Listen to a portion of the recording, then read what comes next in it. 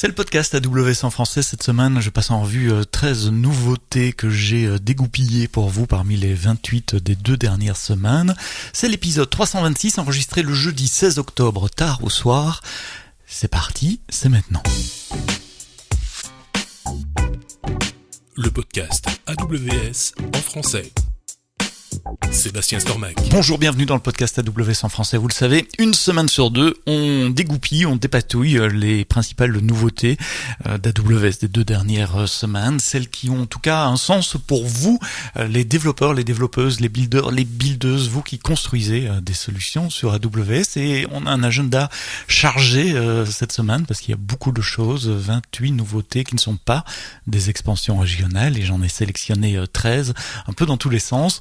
Le premier, évidemment, ça parle d'IA, ça parle d'agents, parce que 2025, c'est l'année de l'IA agentique. Et beaucoup de nos clients nous disent, c'est bien de développer des agents, ça marche bien sur mon laptop, il y a des librairies comme Strands qui permettent de faire ça très facilement. Mais après, qu'est-ce qu'on en fait? Comment on les met en production? Est-ce que je dois mettre un cluster Kubernetes, des fonctions lambda? Est-ce que je dois déclarer mes EC2 à l'ancienne moi-même? Eh bien, on a une solution pour ça dans le petit monde d'Amazon Bedrock, ça s'appelle Agent Core, Agent Core. Alors c'est pas nouveau, ça fait plusieurs semaines, plusieurs mois qu'on en parle, mais c'était en preview. Maintenant c'est disponible de façon générale pour tout le monde, generally available. Et si vous n'avez pas encore testé Agent Core pour déployer vos agents, jetez-y un coup d'œil, parce que ça résout plusieurs problèmes fondamentaux que vous avez quand vous déployez des agents. Le premier, c'est, je vous l'ai dit, où on le met. Une fonction lambda, un Kubernetes, autre chose. Eh bien, Agent Core a un runtime inspiré de Lambda. C'est une espèce de sandbox, c'est une micro-VM techniquement, où vous pouvez déployer vos agents. La deuxième chose, c'est que vous pouvez déployer des agents qui marchent avec n'importe quel framework d'agents. C'est pas uniquement fait pour les frameworks d'AWS ou Strands. Vous pouvez utiliser Crew AI, vous pouvez utiliser le Google Agent Development Kit, LangGraph, Llama Index, OpenAI, Agent SDK et d'autres également. Donc ça marche pour plusieurs agents et plusieurs types de modèles. Vous ne devez pas nécessairement appeler des modèles qui sont sur Bedrock. C'est vraiment un runtime pour des agents, mais c'est indépendant de l'infrastructure de Bedrock. Alors dans Agent Core, il n'y a pas que ce runtime, il y a aussi quelques fonctions de base que vos agents peuvent utiliser, que tous les agents doivent utiliser en général. Par exemple, il y a un service d'identity qui gère les tokens de vos utilisateurs. Si votre agent doit accéder à des back-ends, un calendrier Google par exemple au nom d'un de vos utilisateurs, il faut bien un endroit sécurisé pour stocker ces tokens de façon temporaire ou de façon un peu plus longue. C'est un service que vous pouvez utiliser. Il y a aussi un service de persistance, on appelle ça memory, persistance à court terme ou long terme, pour que vos agents puissent se souvenir des conversations qu'ils avaient eues avec vos clients. Le truc qui m'amuse le plus, qui m'impressionne le plus, c'est un service de gateway qui transforme n'importe quel API REST en un MCP tool que vous pouvez utiliser dans vos agents. D'ailleurs, cette gateway n'est pas nécessairement réservée aux agents que vous déployez dans le runtime. Ça peut être utilisé avec n'importe quel agent. C'est vraiment une espèce de proxy qui transforme une API HTTP REST en MCP agent. Puis il y a d'autres outils. Il y a un outil pour tourner du code. Si un LLM vous retourne du code, vous avez un endroit, une sandbox où vous pouvez exécuter ce code. Ça s'appelle Code Interpreter. Il y a un outil pour démarrer un browser. Si votre agent doit interagir avec des applications web pour lesquelles il n'y a pas d'API, vous pouvez démarrer un browser et faire un peu du web scraping là-dedans.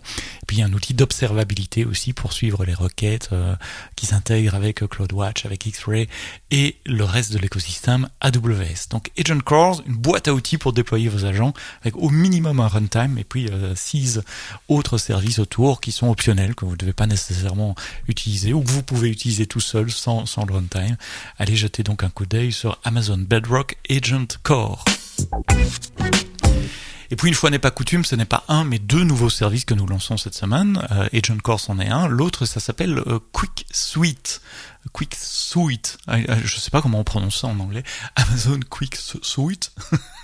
Je vais me renseigner auprès de mes collègues natifs et je reviendrai avec une bonne prononciation anglaise la semaine prochaine ou la semaine d'après.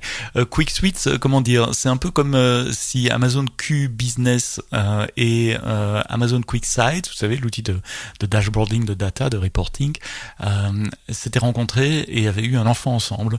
Quick Suite, c'est l'évolution de QuickSight. Donc si vous allez sur le site de QuickSight, vous allez voir, il n'est plus là, c'est Quick Suite maintenant, mais avec amélioré avec des tas de fonctions d'IA et d'IA générative, notamment un chat qui peut remplacer QBusiness également, puisque ce chat peut se baser sur des sources de données que vous avez définies, qui sont propres à votre entreprise.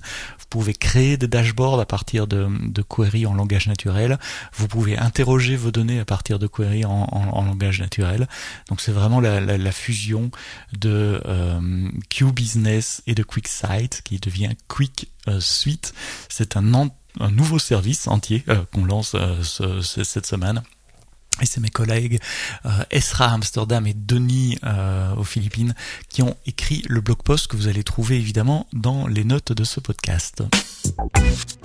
À propos de blog post, j'ai trouvé une série en 6 parties, donc c'est assez conséquent, c'est à lire pour ce week-end si vous avez du temps, si ça vous intéresse, dans le blog AWS pour les industries qui montre comment la banque BBVA a mis en place un data lake multi-région, multi-pays pour faire de l'analytique de données et pour faire de l'apprentissage machine sur base de leurs données. Pour tous ceux qui disent que le cloud AWS n'est pas assez bien pour des workloads régulés ou pour des workloads dans le secteur financier, ça devrait vous montrer que oui, il y a des grandes banques et des très grandes banques qui mettent toutes leurs données sur AWS, qui peuvent le faire.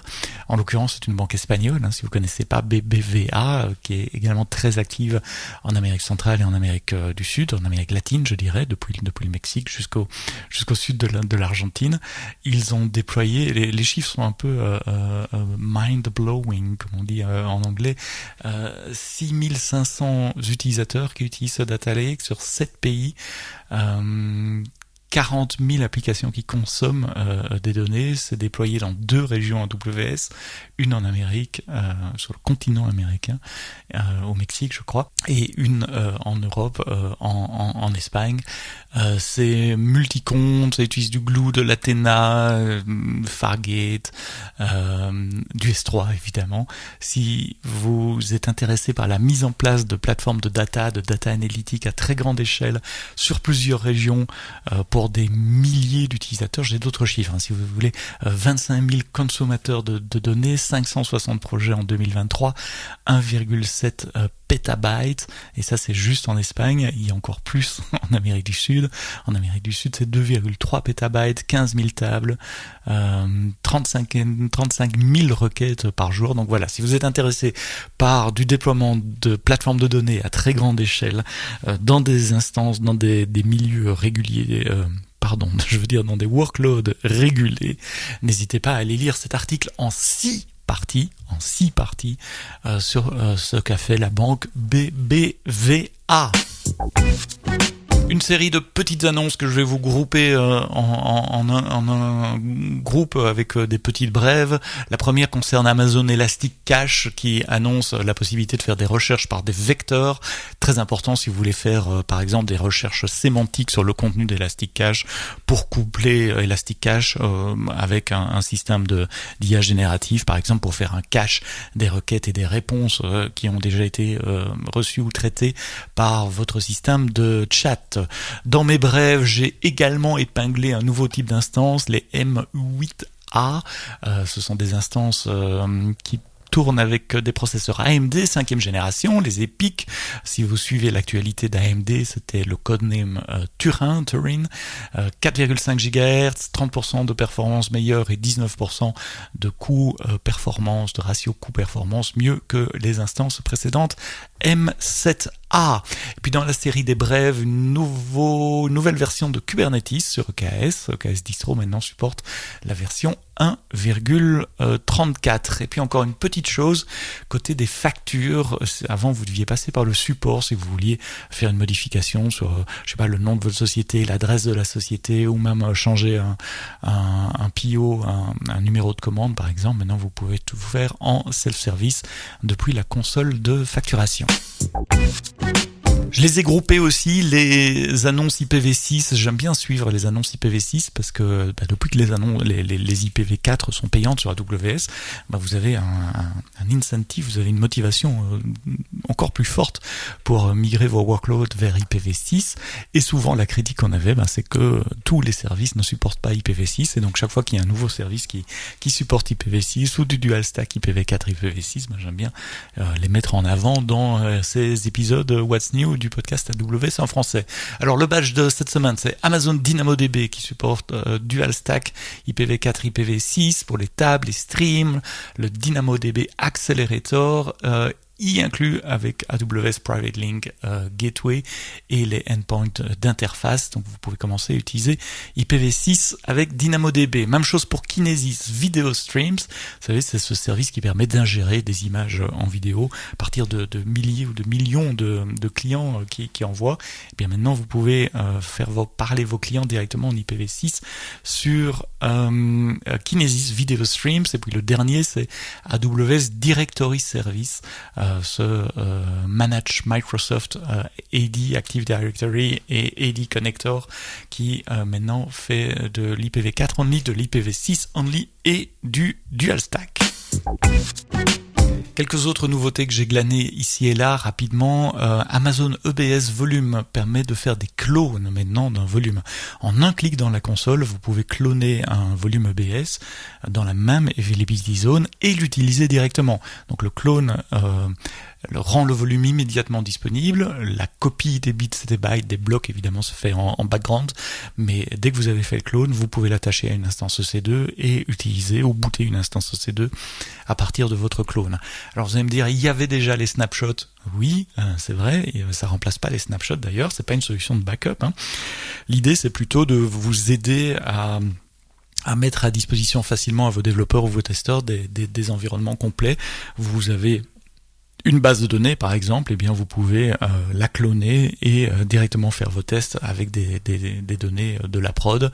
Vous avez des environnements de CI/CD, vous pouvez cloner les volumes pour repartir d'un état connu par exemple, avant de mettre les volumes à disposition de vos CI/CD. Je suis certain que vous allez venir avec des tas de cas d'utilisation des volumes clones, donc ils sont immédiats. C'est là le grand avantage. Vous ne devez pas attendre qu'il y ait un snapshot qui soit fait. Évidemment, vous n'avez pas la performance sur ce clone pendant qu'on fait la copie, donc le volume est disponible immédiatement. Vous pouvez booter ou l'utiliser, mais les bits et les bytes vont être copiés en background, et pendant ce temps de copie, vous n'avez pas l'essentiel de la performance de votre volume EBS, mais vous l'aurez dès que la copie est terminée. Il y a un coût par gigabyte copié pour l'opération de copie, et puis au final, vous avez une copie, donc vous avez un nouveau volume EBS et vous payez les prix normaux pour ce volume EBS. N'oubliez donc pas de les effacer. N'oubliez pas autre chose également, comme les snapshots, il n'y a aucune garantie que le file system soit consistant au moment où vous faites la copie. Donc si vous avez besoin de consistance, et la plupart du temps on en a besoin, vous devez demander à votre OS de faire un freeze des opérations d'IO d'entrée-sortie et de flusher tous ces caches et ces buffers avant de faire le clone, exactement comme vous le faites avec des snapshots. Ça ne change pas. Dans une base de données, vous devez dire au moteur de base de données de flusher tous ces buffers par exemple avec PG Start Backup, PG Stop Backup si vous utilisez Postgres, XFS Freeze si vous utilisez le file system XFS. Si vous utilisez IAM Identity Center, vous savez que toutes les données d'identité, les données des profils, nom, prénom, etc. sont chiffrées évidemment, un chiffrement qui se faisait avec une clé gérée par AWS. Et bien maintenant vous pouvez amener votre propre clé, votre Customer Managed KMS Key. Donc vous pouvez créer une clé dans KMS et dire à Identity Center d'utiliser cette clé-là pour chiffrer tous les profils qui sont dans Identity Center. C'est super important si vous vous opérez dans une industrie qui est régulée. On parlait de la finance en début d'épisode, mais c'est typiquement le cas, où vous devez être le maître de votre clé et pouvoir auditer tous les accès qui sont faits à votre clé. Donc ça vous permet maintenant d'utiliser Identity Center. Alors ça ne va pas sans quelques caveats, sans quelques points à faire attention, parce qu'en fonction de pourquoi vous allez utiliser Identity Center, il faut que Identity Center lui-même et tout ce qui utilise Identity Center ait accès à votre clé. C'est-à-dire vous devez mettre toute une série de permission IAM en place pour s'assurer que les admins d'Identity Center lui-même, les API des SSO, ou si vous utilisez des API, des applications AWS managées comme SageMaker ou comme QuickSight dont j'ai parlé avant, eh bien vous allez devoir évidemment vous assurer que ces applications puissent avoir un accès en lecture à la clé pour pouvoir déchiffrer les données d'Identity Center. Et donc il y a beaucoup de travail de préparation quand même si vous voulez utiliser ces clés managées par vous, et la documentation contient plein d'exemples de policies IAM que vous allez devoir mettre en place. Petite chose autour d'Amazon Q Developer, mon service favori d'AWS pour le moment. On lui a adjoint une possibilité en plus, c'est de comprendre le coût des services AWS. Donc sans rien faire, vous pouvez maintenant poser des questions à Amazon Q Developer pour faire des estimations de coûts, pour pouvoir par exemple évaluer deux designs différents, deux architectures différentes sous l'angle du coût. Il pouvait le faire déjà avant, mais vous deviez lui donner un outil MCP tool, maintenant c'est built-in, il peut faire ça directement.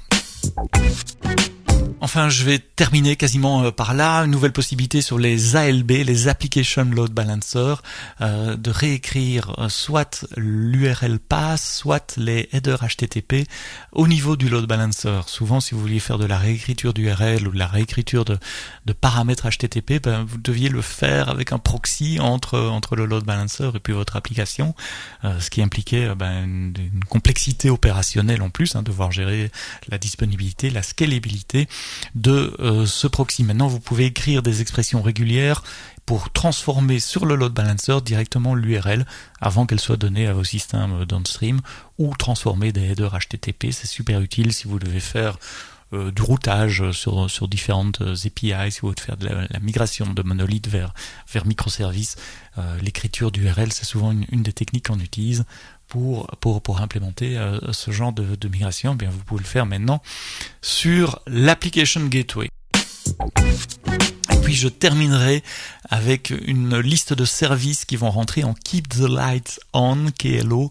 Keep the Lights On, ça veut dire que si vous n'utilisez pas encore le service, vous ne pourrez pas commencer à l'utiliser à partir du 7 novembre de cette année. Pour les clients existants, il y aura encore des mises à jour, mais uniquement des mises à jour de sécurité, plus d'évolution sur ces services. Alors la liste est assez longue, je crois qu'il y en a 17 si je ne me trompe pas.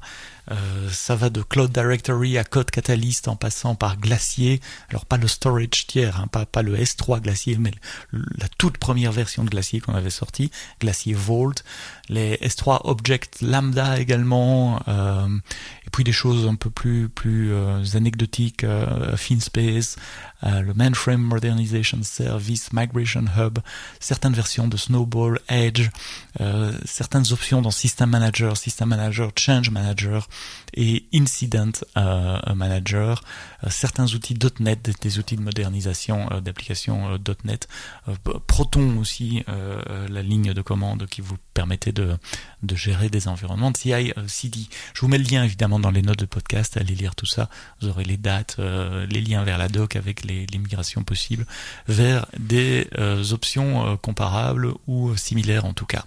Voilà, c'est un épisode un peu plus long que d'habitude, on en est à 19 minutes là, au lieu des 15 habituels, mais l'actualité était chargée, et c'est normal, on rentre en période pré-reInvent. reInvent, c'est la conférence client d'AWS qui aura lieu la première semaine de décembre à Las Vegas. Il y aura plein d'annonces, on est en train de travailler sur plus de 60 blog posts pour le moment avec mes collègues pour vous expliquer tout ça, et il y a beaucoup d'annonces qui ne se refont pas avant reInvent, qui se font les semaines avant, et ça commence maintenant, cette période pré Reinvent. Merci d'avoir écouté le podcast AWS en français jusqu'au bout. Rendez-vous la semaine prochaine avec un nouvel épisode. La semaine prochaine, nous parlerons de Lambda et des custom runtime en Lambda et des runtime en général même en Lambda. Comment ça marche, comment l'équipe gère les runtime Lambda pour vous, comment ça marche à grande échelle à travers des centaines de milliers de fonctions Lambda à travers toutes les régions. Ça sera avec Maxime David le 24 octobre prochain dans toutes les bonnes applications de podcast. Mais d'ici là, quoi que vous codiez, codez-le bien.